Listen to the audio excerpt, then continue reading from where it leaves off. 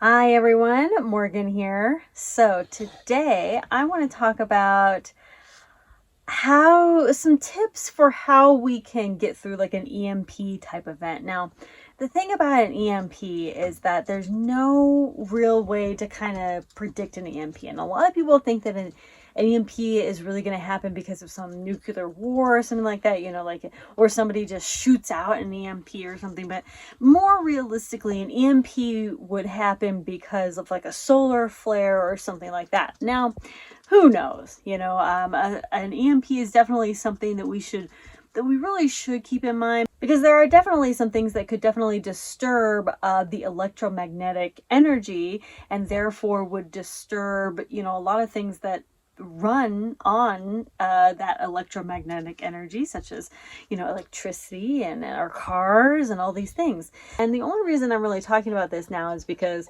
there's been floating around this thing that somebody somewhere is predicting that an EMP is going to be happening soon. I can't verify it. I can't find any real like legit source to this. I don't know, but I feel like it's kind of a good time to talk about it, just because 2020 has been throwing out all this crazy stuff. So why not? Let's talk about it, right? Okay, so first of all, with EMPs, of course, EMPs will be, disturbing any electronic devices. So you want as much non-electronic appliances as possible.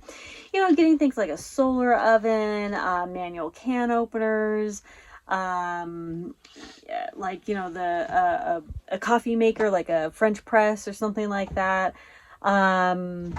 Just things that don't run on electricity. Anything that you would plug into a wall runs on electricity and most likely wouldn't be functioning anymore.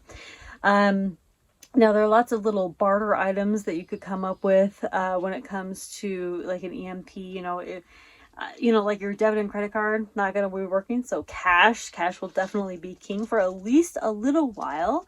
But barter items in general, oh, I need a lighter, oh, I need cigarettes, oh, I need caffeine, I need hygiene products, I need all these things, and then you're going to be doing that barter thing. So trying to think of some things, and I have a video down below of some items that we could think into bartering with. But in addition to, I was talking about lighters here just a second ago, but like lighting, so you won't have, the lights going anymore. But so what are your lighting options? Kind of be going back to the old days of, lanterns and things like that. So do you have any sort of alternative lighting, not just, lighting a candle, but, like a legit lantern? They sell those lanterns at like camping stores. So, just go ahead and go get those. You can also make your own like little oil lamps and things like that, just as long as you have, some kind of cotton or a wick or something. And then, in addition to non-electronic items, of course, hand tools, right? Anything that would be like a power tool or something, probably not going to be working anymore. So you want to have manual tools that, like a manual screwdriver, right? We love our power tools, but if we have to go back to those manual ways, of course, that's going to be the way to do it, right? And then I do want you guys to actually think about a Faraday cage, because if you can put like your comms, I think comms are going to be still very, very important, especially in an EMP situation. And so if you can put like one of your comms radio in that Faraday cage, at least you'll have that, you know what I mean?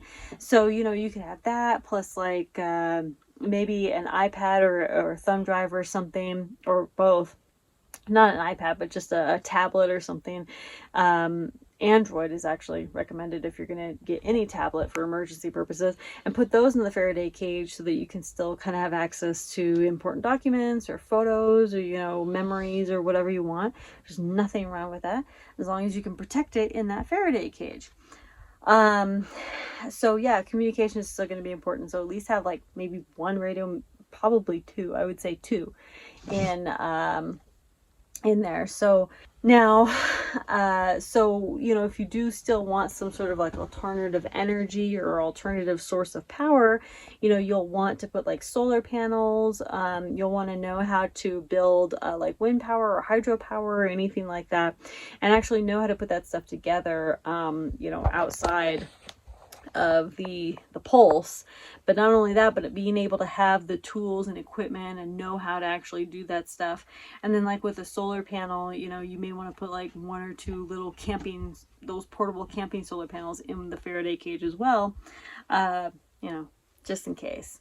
You're going to be really self-sufficient now, you know what I mean? If an EMP were to really hit, this is something that would really disrupt a lot of the world. It would disrupt the supply chain.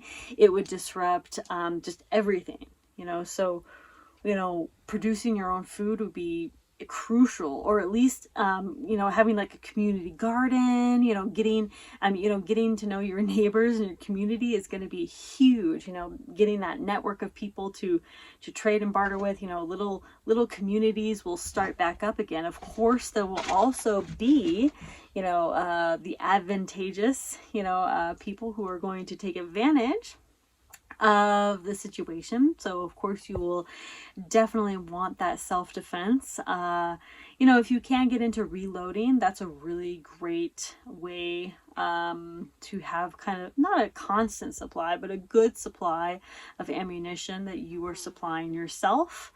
But so yeah, reloading is really good. But of course, you know, just continue to not just firearms. You know, I'm not just talking about firearms, but really any sort of self-defense weapons. You know, there's lots of different types of self-defense options that out there that are not firearms. Of course, you know, a firearm is the great equalizer, right? But anyway, I just wanted to briefly talk about that. You know, it's something that we can definitely think about and consider. I have talked about this subject a few times before, but it's pretty relevant now just because of kind of what's circulating, that little, you know, oh, an EMP is expected or whatever. You know, that could just be somebody taking advantage of, you know, people's current fears and, you know, exploiting it. It could be a real threat. We just don't know. So, you know, as preppers, we want to gather intel and just be like, okay, cool, that's on my radar. I'll plan for that, you know, I'll prep for that as best as I can. Just do the best you can. That's it, you know. If all electricity goes away, we're going to be the Amish. That'd be great.